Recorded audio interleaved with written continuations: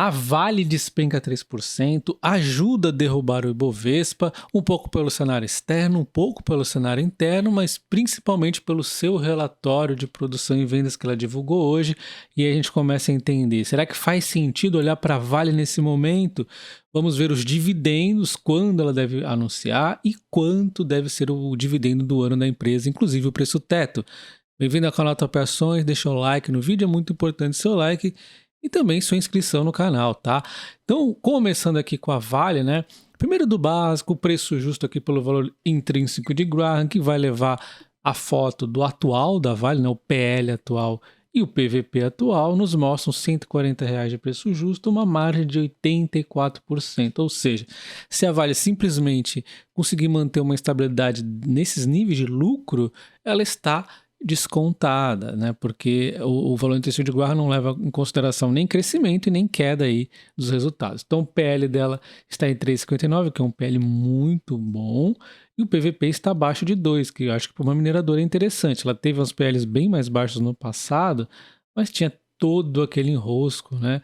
Inclusive aí as questões das tragédias que envolveram a empresa, e ela vem atuando muito em relação a não ter mais esse tipo de coisa. A gente vê o preço teto pelo método Bazin, 97,87 é o valor, uma margem de 29,15%. Isso aqui é o preço teto médio histórico, que vai levar em conta os dividendos históricos da empresa, né, dos últimos 5 anos. O dividendo dela hoje está em 7,53 e ele oscila sim, mas ele tem uma previsibilidade, uma perspectiva, aliás, de um bom dividendo também em 2023. Então, falando em dividendos da Vale, a gente tem que entender a diferença entre ano de exercício e ano de anúncio, né? Em termos de exercício, nós encerramos em 2023, agora no mês 3, o dividendo de 2022. Então, agora a gente começa o dividendo de 2023. Ela oscila um pouco, ela paga 3 vezes ao ano, oscila, mas o fato é que o dividendo deve começar, na minha opinião, no mês 6. Normalmente ela anuncia no mês 6, embora a gente possa ver, ó, 2022 anunciou no mês 8, então oscila, né? Mas normalmente é mês 6 e mês 12, mas também teve mês que ela anunciou no mês 9. Enfim, o fato é que teremos 2 anúncios nesse ano. Eu apostaria no mês 6 e no mês 12. E aí, para encerrar o ano de 2023, teria no mês 3 lá de 2024. Então, os dividendos próximos, na minha opinião, é mês 6, 12 e 3, tá?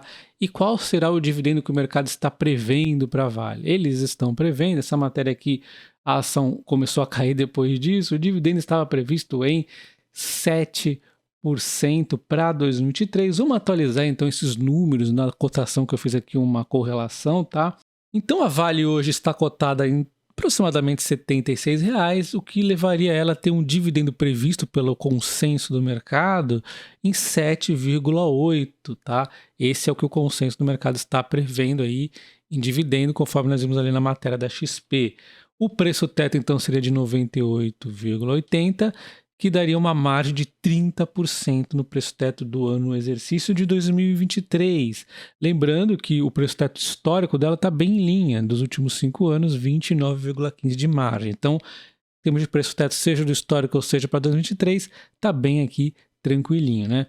Já o consenso em termos de preço justo, eles classificam a Vale como 93,82, eles deram uma reduzida aí por conta de toda essa instabilidade, e aí a margem é 23,4, ou seja, depois dessa queda aí a Vale começa a ficar interessante, mas o mercado ele muda muito de humor. Outro dia falavam em 100 e poucos, agora em 93, é maluquice, né?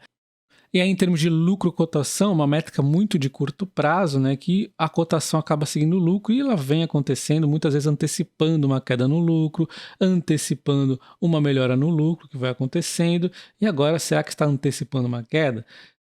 Provavelmente aqui não está atualizado com o dia de hoje, então é mais um pouquinho aqui de queda, né? Então a cotação vem caindo, mesmo que o lucro esteja aqui meio que... Será que vai ficar estável? Eu não acredito que vai ter resultados tão ruins a Vale, né? Então agora vamos ver a produção e vendas da Vale. Primeiro o que o mercado diz, depois a minha opinião, tá? Então a BTG Pactual disse que foi decepcionante, embora poluído por efeitos de transição. É importante você entender que tiveram efeitos de transição, né? O banco analisa que a chuva intensa no norte impactaram os embarques de Carajás, que por sua vez impactaram na realização de preços e prêmios. Ou seja, traduzindo aqui, momentos de oportunos aqui de venda não conseguiram ser concretizados porque a chuva atrapalhou.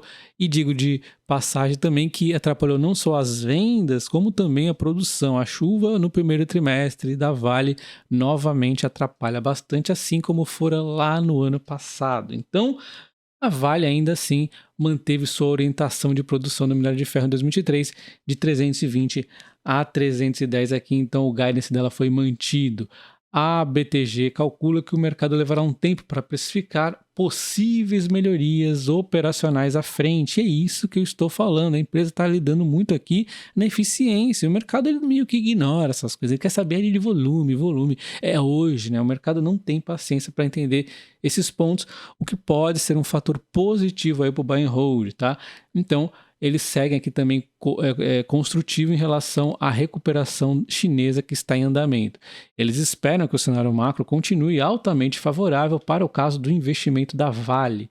Explicam os analistas que os preços do ferro devem ficar pairando aí 120 por tonelada. E eles mantiveram então a recomendação compra, uma boa análise aqui da BTG Pactual, e agora eu vou comentar os meus pontos. A gente vê aqui que o resumo de produção teve uma queda significativa em relação ao quarto trimestre, mas vamos comparar com o primeiro, né, do ano passado, que é quando realmente o caos acontece aí nas chuvas. E aí teve até que um pouquinho melhor aqui no minério de ferro, mas de qualquer forma ninguém ignora que o primeiro trimestre do ano passado foi muito fraco por conta das chuvas e esperavam-se números um pouco melhores agora, mas caiu em relação ao quarto trimestre.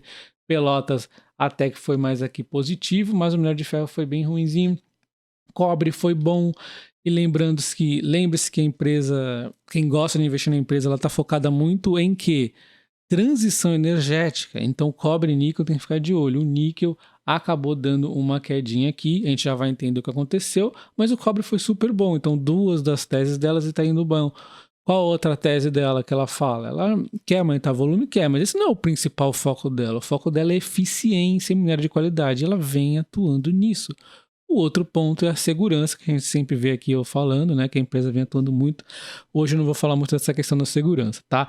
Mas, dando uma olhada então o que aconteceu aqui no cobre, no níquel e no minério de ferro, foi exatamente ali, né, o que a BTG falou: as chuvas atrapalharam a realização de preço, a produção, as vendas do ferro, né? O cobre aumentou, foi por conta aí do melhor desempenho operacional na Sossego, no ramp-up do Salobo 2. As vendas do cobre acabaram aumentando bastante, em linha com a produção que também aumentou, né? Então a demanda sempre existe aqui no cobre. A produção do níquel diminuiu 10% devido principalmente à transição contínua da mina de Vossey Bay. Então está num momento de transição, é só ter um pouquinho de paciência nas operações subterrâneas e a manutenção programada ligeiramente maior na refinaria Matsusaka em comparação ao primeiro trimestre de 2022. Sudbury também tiveram um desempenho forte no trimestre, no caso aqui, atingindo as taxas de produção maiores aqui, aí deu uma compensadinha. Mas o fato é que tivemos aqui momentos pontuais atrapalhando o níquel. O cobre foi tudo às mil maravilhas e o ferro foi mais a chuva, né? Então, assim, tem algum case que, nossa, que preocupante. Não estou vendo nada aí na produção que me preocupe. Então, aqui no minério de ferro, a Vale segue investindo em eficiência para melhorar os custos e também em minério de qualidade. O minério de qualidade oscilou um pouquinho o preço, é normal, o prêmio diminuiu um pouquinho, acontece, não tem problema. O outro problema aqui foi a questão da chuva, que atrapalhou tanto na produção quanto nas vendas, e segue a empresa também, como ela está investindo na eficiência, segue também aí, em alguns momentos, melhorando a sua produção ao longo do tempo, mas tem que ter um pouquinho de paciência, oscilações podem acontecer. Então, minério de ferro não vejo nenhuma preocupação muito séria. O cobre aqui, nós tivemos uma melhoria fantástica no Brasil e no Canadá, então segue indo muito bem o cobre, né? As vendas também acompanharam. O níquel aqui, a produção, teve aqui uma queda, né? E aí nós já vimos que é por conta da transição e tudo mais ali, tá tranquilo também. Você concorda com a BTG que a Vale já é compra? Bom, depois dessa queda toda, a Vale vem bastante volátil, né? Já me chama a atenção e eu vendo uma put. Ela aqui do topo já caiu 20,75 e eu vendi uma put caso ela caia mais cerca de 11%, mais ou menos por aqui. Quase 11%, vende uma put compromisso de comprar Vale caso ela feche em maio abaixo de 68,8. Então, prêmio de 60 centavos, 0,88 de yield, tá? É importante lembrar que a Cosan agora tem a Vale também, então quem tem Cosan também tem um vínculo à Vale, aí é bom acompanhar um pouco a empresa. E deixa nos comentários se você tem comprado a Vale ou a Cosan, tá de olho aí na Vale. Comenta aí também se você concorda com a BTG, que é a recomendação de compra, bastante otimismo aí com a Vale. Um abraço, até o próximo. Valeu!